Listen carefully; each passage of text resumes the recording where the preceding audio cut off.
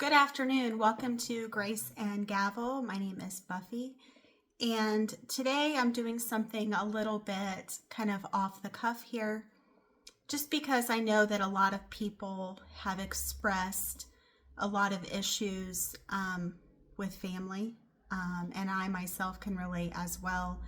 Sometimes we feel like family should be forever. Sometimes we feel like they should be more supportive than what they are. And so just know that I've been reading a lot of the comments that have been on our community, and I want to say thank you. I want to say thank you for trusting me to read your comments and understand kind of what you're going through, because some of it is really difficult to feel and to express and to share, right? Because you don't know if someone's going to judge you. I'm not judging you. I've actually experienced that very similarly, which is why I chose to do that video. Because I know what you're going through. I've been there myself. It feels like a very, very strong betrayal. Especially for people who you thought were looking out for you. And then when you realize that they're actually not, it's kind of like a punch in the gut, right? And I keep seeing a lot of the similar sentences and situations. The sentence that I keep seeing is, I lost my family. And I want to talk about that today. Not to explain it, not to tell you what to do or what you should do or what you shouldn't do, but to sit with it. Because like I've said, I've lived it before too. And there's a lot of people who say, well, you know what? You need to forgive and forget. You need to forget how painful the betrayal was. You need to move on with your life. And here's the thing. You can forgive that person quietly if that is what you choose to do. I'm not telling you that you have to. I'm not telling you that you have to do this. No, absolutely not. And ultimately, you're not forgiving them for them and then allowing them back into your life if that's not what you want to do. That's great. I'm not saying that you have to do that. But ultimately, just kind of forgiving them. You don't have to let them know that you've forgiven them, right? But it makes less weight on you. And I can honestly say that I have forgiven the people that I made the video about. And I realize that I put too much faith in them. Faith that was not justified. I did not see them for who they were. I saw them with rose-colored glasses. And boy, was I wrong. And was it extremely painful for a period of time? As I've said in the comments before, I tend to be a very inclusive person. I have been bullied at times in my life, but I was never bullied to others. And so it's really painful when you are an inclusive person to be on the outside. But all these years later, I look back now and say, you know what? It's for the best. The drama I don't deal with anymore. I don't have to choose sides. I don't have to be put in situations that I really don't want to be in. I don't have to deal with fake people, because for those of you that know me and have watched my podcast for any amount of time know that I'm going to speak to you with honesty. I'm going to speak to you with compassion and authenticity. That's what you get from me. And I pride myself on that. And so I just want to let you know that I'm sitting here with you. I understand your feelings, maybe not fully, but I know where you're coming from. And I know that the pain can be deep and it can be sharp. So know that. So let's talk about naming our experience. Oftentimes, this doesn't come up to one big blow. It doesn't come out in one big blow up, right? It's just little pieces at a time. And in my particular situation, I was warned by a very trusted relative that something like this would likely happen. But with true form, sometimes we don't see what we don't see. And when you're on the inside of a relationship, sometimes you don't see it. And they were 100% correct. And I was 100% wrong. And I look back now and I think, man, I could have saved myself so much heartache. And the fact that it's slowly gradual where you realize that you've outgrown someone and that they don't have your best interest at heart and that they literally are taking your information and kind of trying to sabotage you in whatever way they can. Whether that's telling lies on you, whether that's trying to make themselves look better, whatever they're trying to do, whatever position they're trying to juggle, you don't see it till you see it. And oftentimes when you try to explain it to others, they think that you're just being crazy or you're overreacting or you're just jealous of them. And when you think about, you add certain aspects to that person and their motives, they can say whatever they need to say because oftentimes they're trying to assassinate your character because it benefits them to involve the narrative. And then they enlist other people. Oh, well, you know, so-and-so, they did this, they did that. But none of that's true. And oftentimes it's projecting. It's projecting what they themselves are doing. Whether it's taking money, whether it's lying, whether it's being abusive to a partner. Yeah. But the problem is they can also be charismatic. And they can also convince people that people are bad that are not. Because they have a status with those people. A status with those people that make them trust them. For whatever reason. Maybe they don't have discernment. Maybe they're weaker people. Maybe they just don't get it. Maybe they secretly have a thing against you too. Who knows, right? But it hurts when it's from family. And that totally makes sense. And it can be hard to explain to others, hey, this person is like not telling you the truth. You'll see. You'll find out. And ultimately, they do find out.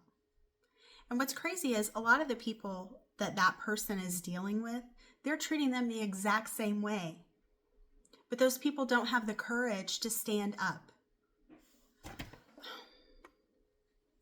They don't have the courage to stand up and say stop.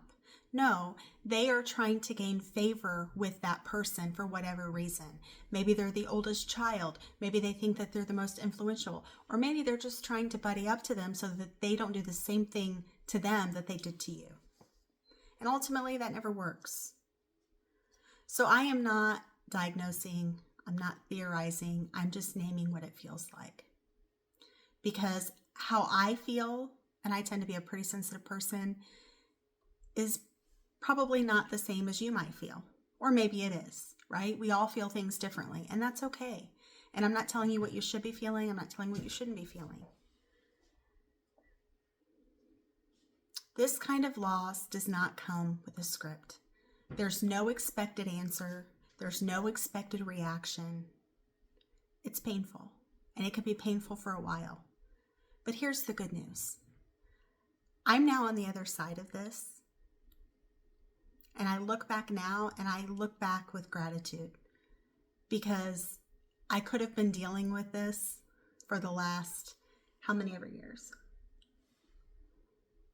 With no avail. I could be stuck and saddled with this person, dealing with their narcissism and their hatred and their lies and all this other slander stuff, right?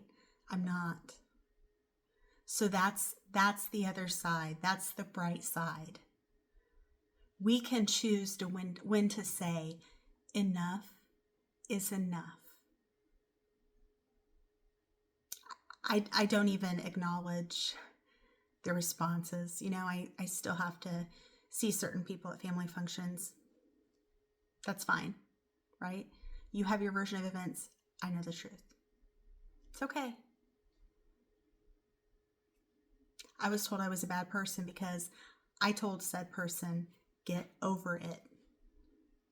That's what I did. That's what made me a terrible person. Because the things that they were saying were about people that I loved, and I was not putting up with it. And as you may know, generally what happens is the person who's had enough and is the truth teller says, enough. That is enough for a person who feels like they're self-righteous and they're right and everyone else is wrong, including you, because you're trying to say, hey, get over it. Yes, I'm telling you to get over it because it's not worth your time. It's not worth your effort. But that makes me the bad guy. And you know what? I'm 100% okay with that. Because unlike some people, I'm not afraid to stand up for what I think is right. And I think that more people would do better to take that stance than to protect someone who is 100% wrong. And when you're bullying other people and making up lies and slandering others, you're 100% wrong. So I want to say to you, I recognize this pain. I know this pain, but I also know that every storm runs out of rain. And at some point, you're going to get to the point where you're like, you know what? I dodged a bullet there. My life is so much better without the drama and the intrigue and the conflict and the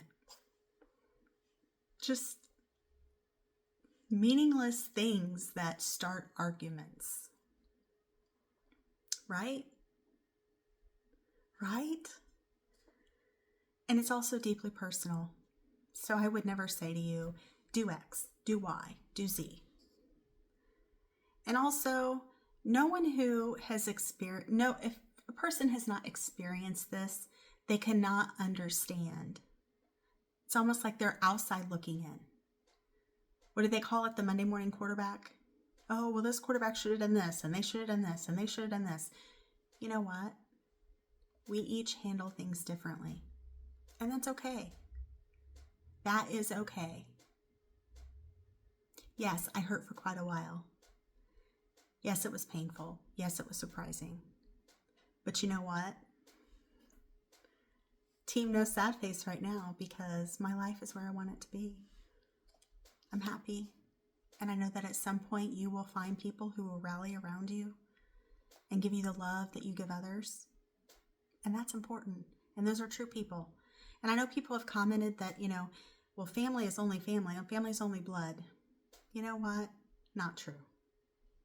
You can make your own family. You can make your own village. Everyone needs some support. Support system is important. And you deserve that. You deserve the love you give others. You deserve encouragement. You deserve people who are going to support you and stand by you no matter what. No one can tell someone else what they should do here unless they've lived inside that pain. And even then, it may look different.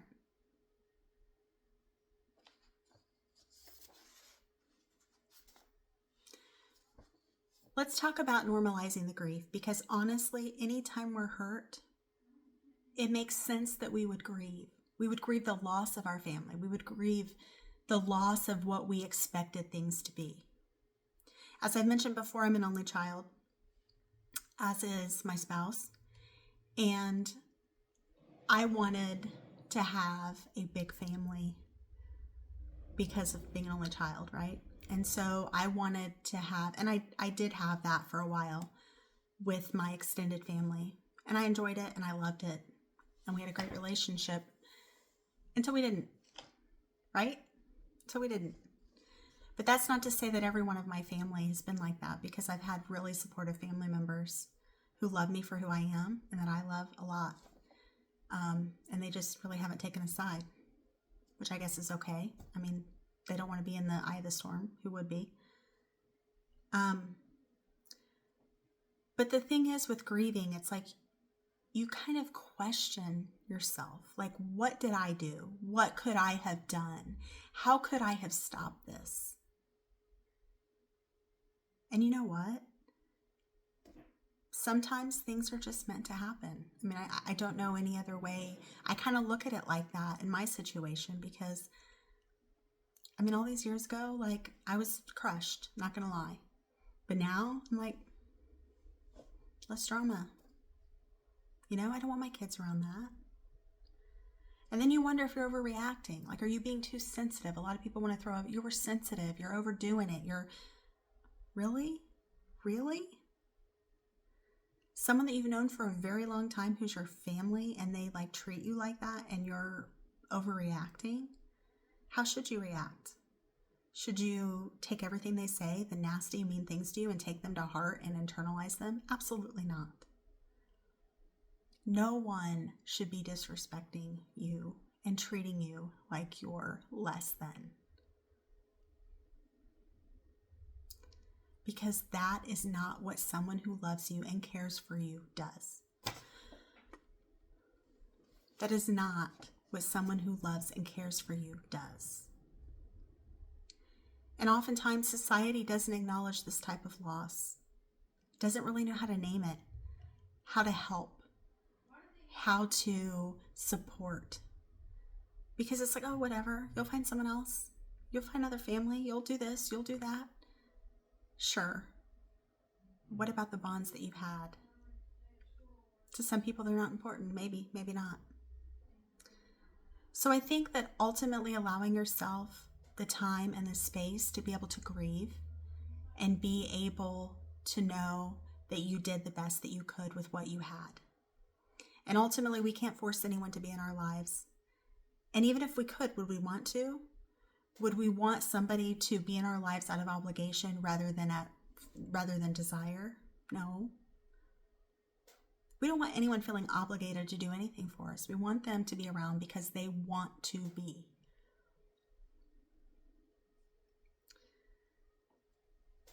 So as I've said, I mean, I think that grieving, definitely going through that process is not fun, but it's necessary. And being able to let go, and whatever you need to do to be able to have peace and comfort and be able to let go, if that's what you're looking for, then do it. Do what feels right to you. There's no prescription. There's no formula. I mean, I think they say time heals all wounds, right? And it does in some ways. Like, I mean, I don't think that I could have had this discussion with you all even as early as like 4 years ago, because it was painful. Now I just kind of chuckle about it. I'm like, well, it was a part of my life. It's done. It's over. Don't dwell on it. But I do know that it is an important topic and that many people are estranged from their families for whatever reason.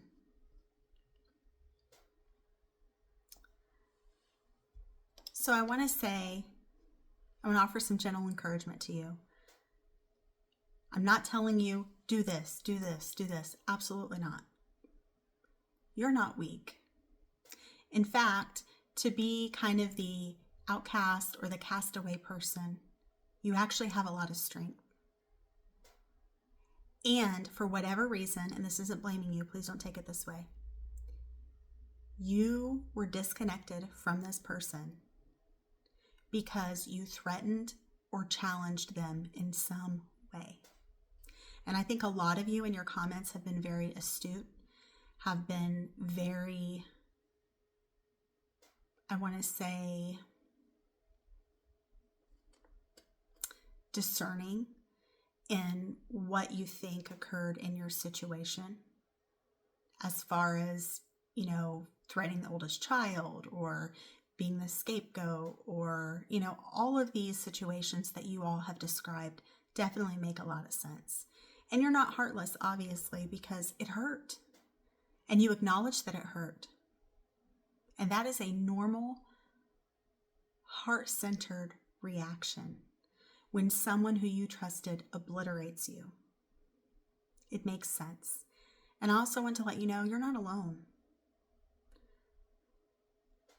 If this is part of your story, I want you to know that your feelings are valid, even if no one else understands them. And guess what? If you're in tune with your emotions and you're in tune with who you are, and you're saying, yes, I feel this way, This makes me feel this way. Guess what? You have every right to feel what you're feeling. And anyone who's experienced it likely feels very similar, especially if they haven't yet been able to heal from it. But you will heal one day, and you will stitch yourself back better and stronger than you were before. And you will likely not have a situation like this again, because you will recognize the signs and you will say, no, thank you. Not happening. Not doing it. Not letting you back in my life. Because I know what will occur. No thanks. So, in closing, guys, I hope this feels less like a conversation and more like a place to rest for a few minutes. You don't owe anyone an explanation for now, for how deeply this hurts. And how would you even describe it in the first place, especially for some people who've never experienced it? They can't really understand.